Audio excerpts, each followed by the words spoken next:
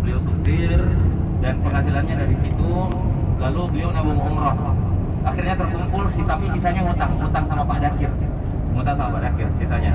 Nah, akhirnya setelah pulang Allah mulai buka rezekinya sedikit-sedikit, tapi belum. Setelah itu istrinya mau banget juga, dia jual mobilnya untuk DP-in istrinya juga, beliau sama istrinya.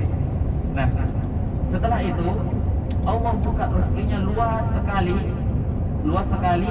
Ternyata setelah itu berangkat sekeluarga, beliau dan istri. Dan setelah itu beliau sempat semobil dengan saya. Dia bilang, Ustaz, ini rezekinya betul-betul terbuka kan? Dia bisa menghasilkan 1 juta sehari. 1 juta sehari, dan Masya Allah luar biasa. Dan saya mengatakan ini bukan agar kita umroh dapat harta, bukan. Cuma Allah Subhanahu Wa Taala menjanjikan di antara fadilah dari ibadah umrah dan haji, yaitu yang yanfiyanil faqr, menafikan kefakiran. Dan betul-betul itu kejadian. Makanya kita ikhlaskan niat kita untuk akhirat, dunianya pasti datang. Dan bukan cuma itu, ada beberapa jamaah kita yang seperti itu. Ada yang jual motornya, setelah itu Allah buka rezekinya. Nah, kemudian ada yang uangnya kurang, dia udah mau banget umroh, uangnya kurang 10 juta, dan ini lebih dari 1 orang. Tiba-tiba bosnya, atasannya yang asalnya bukan muslim, Nasrani, tiba-tiba kasih dia uang 10 juta. Dia nggak pernah minta, bahwasanya saya mau umroh, uangnya kurang, akhirnya pas uangnya untuk umroh. Intinya seperti itu, kita ikhlaskan niat karena Allah dengan ibadah yang berat ini, ibadah umroh, haji. Nah, maka insya Allah harta kita menjadi berberkah. Ada yang nggak bertambah, kelihatannya nggak bertambah, tapi semakin berkah, semakin cukup, berkah, dan luar biasa. Nah, ada salah seorang jamaah kita cleaning service, beliau nabung itu karena ada kerjaan tambahannya tukang urut. Beliau cleaning service, tapi kerjaan tambahan tukang urut. Setiap habis ngurut, uangnya itu ditabungkan. Nah, sampai akhirnya cukup, akhirnya berangkat. Beliau di situ mungkin mikirin bahwasanya udah ini umroh pertama dan terakhir. Ternyata tahun berikutnya cuma setahun umroh lagi. Kita aja kaget. Masya Allah, beliau umroh lagi. Dan Allah mudahkan semuanya, mudahkan rezekinya, mudahkan, berikan keberkahan kepada hartanya. Akhirnya walaupun kelihatannya sedikit, tapi cukup, bahkan bisa umroh lagi. Masya Allah, itu berkah dan banyak. Bedanya berkah dan banyak dengan tidak berkah dan banyak. Seperti itu. Ada yang berkah tapi sedikit, ada yang banyak tapi nggak berkah. Seperti itu. Yang kita butuhkan adalah keberkahan dari harta kita. Banyak dan berkah. Iya, apalagi kalau banyak dan berkah.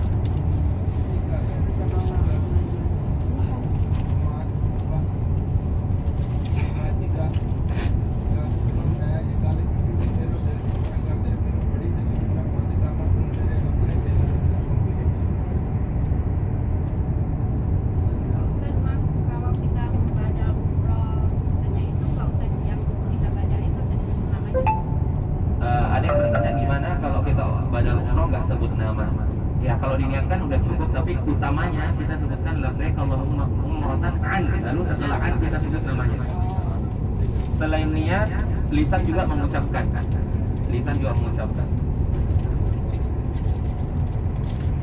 Dan amalan-amalan umrohnya sama dengan amalan umroh biasa.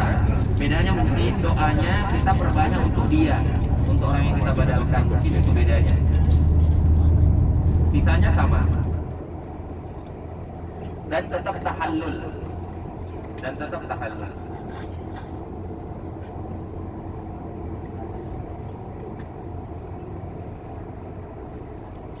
Sebenarnya ada gunung lagi di sini yang agak terkenal, tapi baru viral beberapa waktu yang lalu, itu Gunung Khandamah. Nah, itu nggak jauh dari hotel, kita orang bisa jalan naik ke atas. Cuma kalau jalan sih lumayan capek. Kami biasanya orang-orang biasanya naik taksi atas. Itu view Madinah, view kota Mekah itu luar biasa dari atas, bagus sekali. Nah, jadi bukan cuma Jabal Nur, Jabal Sur, kemudian Jabal Rahmah atau Jabal Ilal, ya termasuk juga di situ ada Khandamah. Dan di sini banyak sekali gunung. Kalau kita lihat kanan kiri itu gunung semua. Bedanya di Indonesia warna hijau, kalau di sini warna hitam. Kalau ada yang hijau-hijau artinya baru kena hujan. Dan nanti mati lagi. Saya pikir itu Arab itu gurun pasir yang luas, itu gak ada gunung. Ada daerah gurunnya juga, ada gurun pasir yang luasnya juga.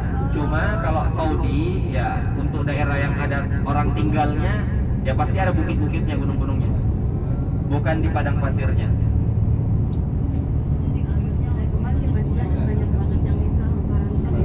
Iya. Iya. Jadi di antara gunung-gunung di situ nanti ada padang pasir gitu, ada yang kerikil-kerikil tajam.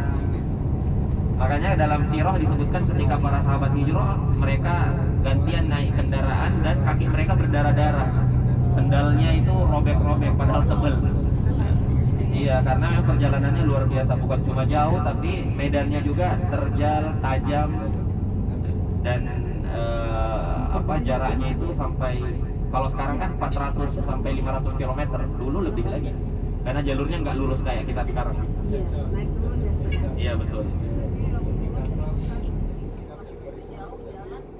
Ya, Nabi Muhammad bersembunyi ke gua Sur kan. Di belakang itu lumayan juga. Beliau jalan ke arah belakang karena sebenarnya harusnya ke arah Madinah. Beliau itu ketika dari kota Mekah ini mau ke Madinah harusnya ke arah Madinah, malah beliau ke arah belakang. Arah belakang itu arah ke Yaman. Nah, di arah Yaman sembunyi 3 hari. Baru setelah itu beliau berjalan lewat dekat Laut Merah, bukan lewat jalur utama juga, jadi susah sekali. Lewat pinggir dekat Laut Merah terus sampai nanti ke kota Madinah, sehingga di kota Quba dulu. Itulah sering kita katakan kan, Bapak Ibu, mungkin kita kadang berpikir enak banget ya sahabat Nabi, mereka ketemu Nabi, bisa masuk Islam di awal, ikut perang dengan Nabi. Kalau kita di situ enak banget. Padahal itu udah nikmat besar, kita dapat Islam udah dalam keadaan aman. Seandainya mungkin kita hidup di zaman Nabi, orang yang paling beriman di zaman kita pun sekarang mungkin ikut Abu Jahal mungkin, karena sulitnya kehidupan pada saat itu. Bayangin percaya dengan orang yang mengatakan hal-hal gaib yang nggak pernah didengar. Nah, lalu dia mengatakan itu dari langit misalnya, gimana orang bisa percaya? Betul-betul yang kemudian orang-orang besarnya memusuhi orang yang mengikuti Nabi itu. Orang besarnya membunuh, menyiksa orang yang mengikuti Nabi itu. Maka mungkin kalau kita hidup di sana, ya kita termasuk kelompoknya Abu Jahal dan seterusnya. Mungkin menghina beliau juga. Makanya kita memang pantasnya hidup di zaman ini, lihat mukjizat-mukjizat Nabi yang masih ada. Akhirnya kita bisa beriman, bahkan bisa kuat keimanannya.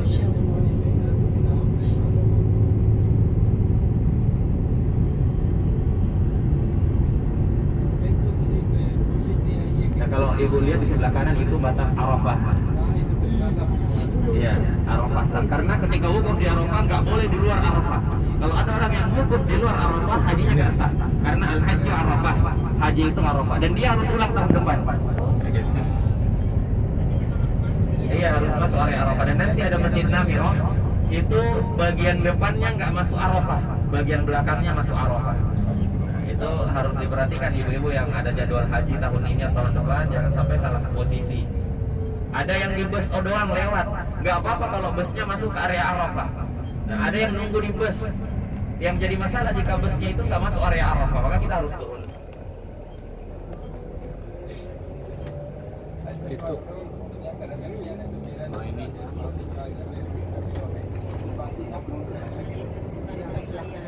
Arafah tadi itu. Iya, putih-putihnya itu. Pas tampil mulai dari Iya, sampai ke sana. ini sudah rapi, sudah dirapikan seperti ini sedemikian rupa. Dulu kan tidak seperti ini. Mungkin ya bapak ibu-ibu yang haji tahun 90-an belum seperti ini.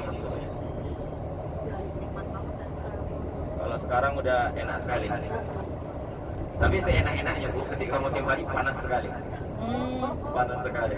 Dan bahkan walaupun di tenda yang ada AC-nya, kita tetap kadang basahin kanebo taruh di kepala saking panasnya. Banyak orang yang mimisan. Nah, biasanya yang haji nggak resmi, yang sembunyi-sembunyi itu, kebanyakan yang meninggal haji yang nggak resmi. Meninggal karena kepanasan dan seterusnya. Kalau yang resmi ada, tapi lebih aman, lebih aman. Udah dikoordinir ya? Iya. Luar biasa buat Betul.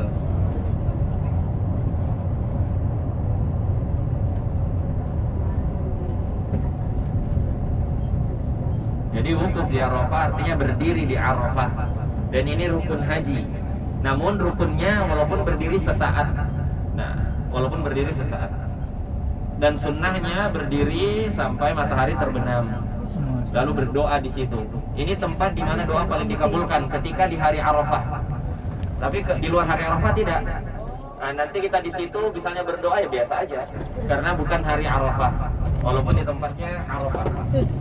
Bahkan lebih mustajab doa kita di Masjidil Haram. Di Masjidil Haram. Dan ini sering kita ingatkan, bapak-bapak dan ibu-ibu ketika ada di masjid berbanyak berdoa, karena itu tempat yang mustajab. Dan ketika ihram itu nanti kan di sebagian ihram. Ketika ihram itu keadaan yang mustajab doa. Bergabung keadaan dan tempat yang mustajab itu luar biasa. Di masjid yang paling utama, makanya berbanyak doa. Yang belum sempat qiyamul lail karena ketiduran terus, usahakan malam ini bangun qiyamul lail di masjid. Kemudian berdoa, berzikir, membaca Al-Quran di masjid. Dan diusahakan masuk ke masjid. Diusahakan masuk ke masjid. Besok hari Jumat yang mau sholat di pelataran, bapak-bapak itu pakai kain ihram dan usahakan jalan agak pagian, jam 9 atau setengah 10. Takutnya jalan ditutup dan nggak bisa masuk.